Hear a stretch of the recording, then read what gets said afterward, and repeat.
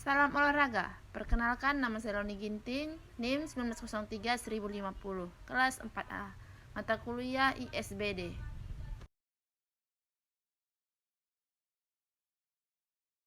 Dalam video kali ini saya akan menjelaskan apa itu interaksi sosial. Yang pertama yaitu kontak sosial dan jarak sosial. Yang pertama itu ada kontak sosial. Pengertian kontak sosial adalah sekumpulan aksi dan proses reaksi sosial dalam kehidupan masyarakat yang saling memberikan pengaruh satu dengan yang lainnya. Sosial dapat terjadi jika ada kontak sosial dan komunikasi.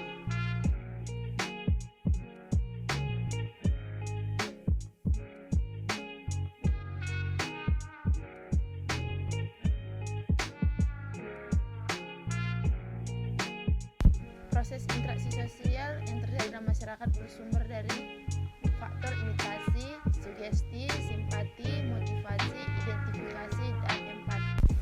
Bentuk-bentuk dari interaksi sosial. Yang pertama, interaksi sosial bentuk asosiasi, yang terjadi akibat adanya proses asosiasi meliputi kerjasama dan akomodasi. Dan yang kedua, interaksi sosial bentuk diasosiasi, adanya proses diasosiasi meliputi persaingan, kontravensi, dan pertentangan. Kontak sosial dibedakan menjadi dua.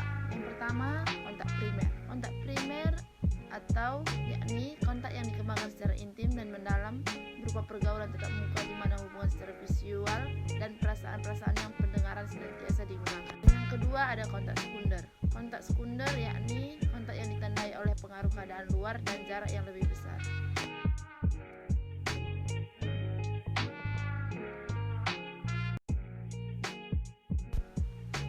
Contoh dari kontak sosial.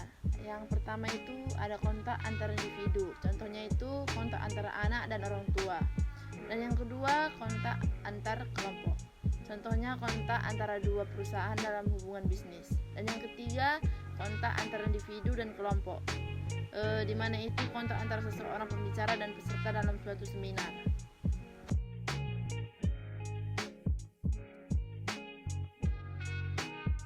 Selanjutnya, jarak sosial. Jarak sosial adalah kondisi seseorang atau kelompok masyarakat yang memiliki perbedaan tingkat peradaban dengan kelompok masyarakat lainnya, meskipun berada pada era atau zaman yang sama.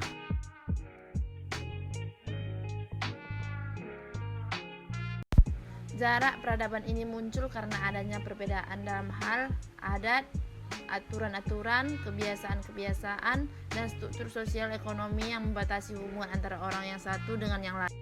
Dan perlu kita ketahui, jarak peradaban ini muncul karena adanya perbedaan tingkat kemajuan masyarakat baik dari aspek pendidikan, teknologi, informasi, maupun ilmu pengetahuan. Contohnya perbedaan kemajuan masyarakat yang ada di Jakarta dengan masyarakat suku anak dalam di wilayah pedalaman Jambi. Meskipun keduanya hidup di era yang sama, tetapi tingkat kemajuan dan perkembangan masyarakatnya sangat berbeda. Masyarakat di Jakarta cenderung lebih dinamis dan menerima kemajuan, sedangkan suku anak dalam lebih memilih untuk hidup secara tradisional di dalam hutan.